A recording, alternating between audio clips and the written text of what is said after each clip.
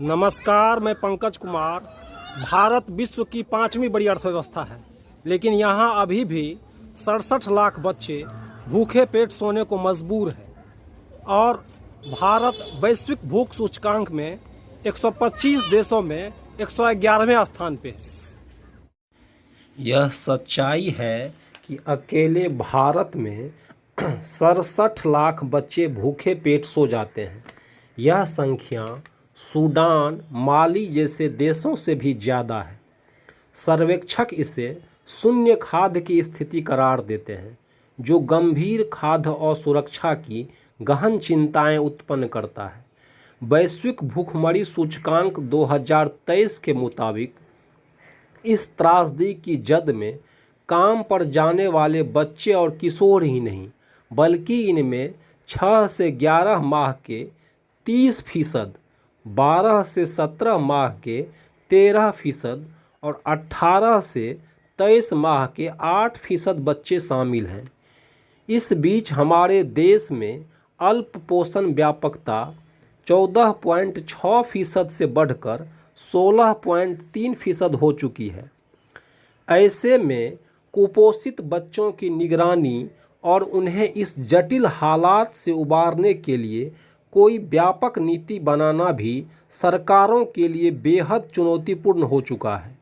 आंकड़ों के मुताबिक हमारे देश में लगभग 60% बच्चे दूध आदि आहार से वंचित रह जाते हैं। बच्चों के भयावह शोषण की एक बड़ी वजह बाल तस्करी भी है। गरीबी, मानवीय संकट और शिक्षा की कमी इसकी उच्च दर को हवा दे रही है। मुश्किल तो यह है कि इसका कोई सटीक आंकड़ा मिल पाना आसान नहीं है। वैश्विक चुनौती बन चुकी बाल मजदूरी के बारे में एक अनुमान के मुताबिक हर साल 20,000 से अधिक बच्चों की तस्करी हो रही है। बच्चों की व्यापक सुरक्षा, तस्करी की रोकथाम, कानूनी प्रवर्तन और पीड़ितों की अपेक्षित सहायता के तकाजे के बावजूद यह तादाद हर वर्ष बढ़ती जा रही है। प्रति वर्ष कम से कम 3 लाख बच्चे अगवा होते हैं। इनमें से बड़ी संख्या में बच्चे तस्करों के हाथ लग जाते हैं। मानव तस्करी विरोधी संगठन थार्न की एक रिपोर्ट के मुताबिक इनमें से हर 13वां बच्चा यौन शोषण में झोंक दिया जाता है। भारत में बाल और किशोर श्रम निषेध अधिनियम के बावजूद बच्चों का एक बड़ा अनुपात मजदूरी में लगा हुआ है।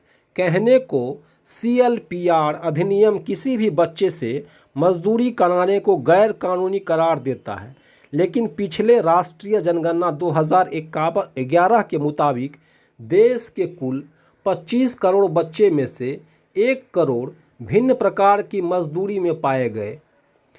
विश्व में ऐसे बच्चों की संख्या 21 करोड़ से अधिक बताई जाती है।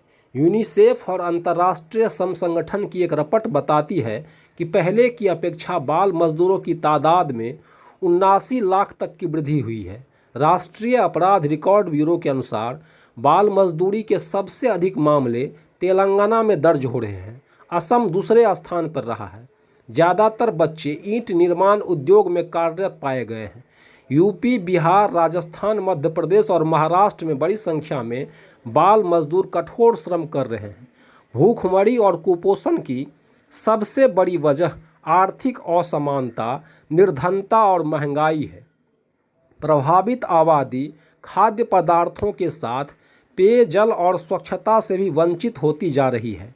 बढ़ती भूखमरी की दूसरी बड़ी वजह सरकारी योजनाओं और नीतियों का समुचित रूप से क्रियान्वयन न हो पाना है। विश्व में युद्धों और सूखा, बाढ़, भूकंप जैसे प्राकृतिक आपदाओं ने भी इस हालात को कठिन बनाया है। कृषि गतिविधियां छिन्न भिन्न हुई है। खाद्य उत्पादन का असमान वितरण हो रहा है। भारत में गरीबी और बाल श्रम की स्थितियां अब तो भयावह होती जा रही है, जिसके खतरनाक नतीजे बच्चों के भारी शोषण के रूप में सामने आ रहे हैं।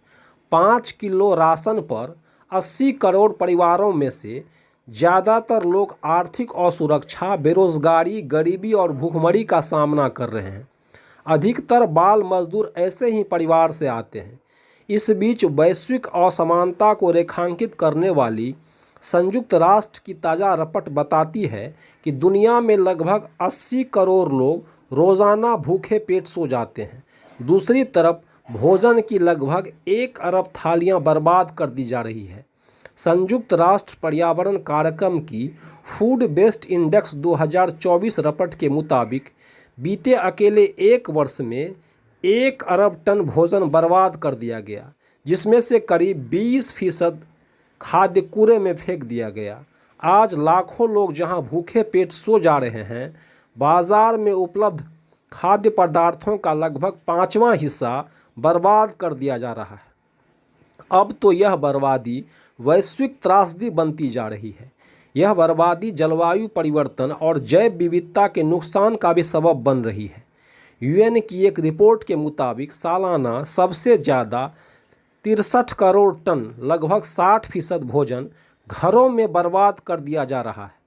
दुनिया के संपन्न लोगों में हर व्यक्ति वार्षिक कम से कम 2 क्विंटल से ज़्यादा भोजन बर्बाद कर देता है। बीते 3 वर्षों से संयुक्त राष्ट्र इस स्थिति पर बारीकी से नज़र रख रहा है। भोजन की यह बर्बादी संपन्न और विपन्न दोनों तरह के देशों में समान रूप से पाई गई है। उच्च मध्यम और निम्न मध्यम आय वाले देशों के बीच प्रति व्यक्ति वार्षिक खाद्य अपशिष्ट दर में केवल 7 किलोग्राम का फर्क देखा गया है, लेकिन शहरी और ग्रामीण क्षेत्रों के बीच ऐसी बर्बादी में अंतर पाया गया है। मध्य आय वाले देशों में ग्रामीण आबादी अपेक्षाकृत कम भोजन बर्बाद करती है। संयुक्त राष्ट्र की कोशिश है कि भोजन की बर्बादी 2030 तक 50% कम कर दी जाए। आप देख रहे हैं पंकज का संवाद पटना के राजेंद्र नगर स्लम बस्ती से। नमस्कार, मैं पंकज कुमार।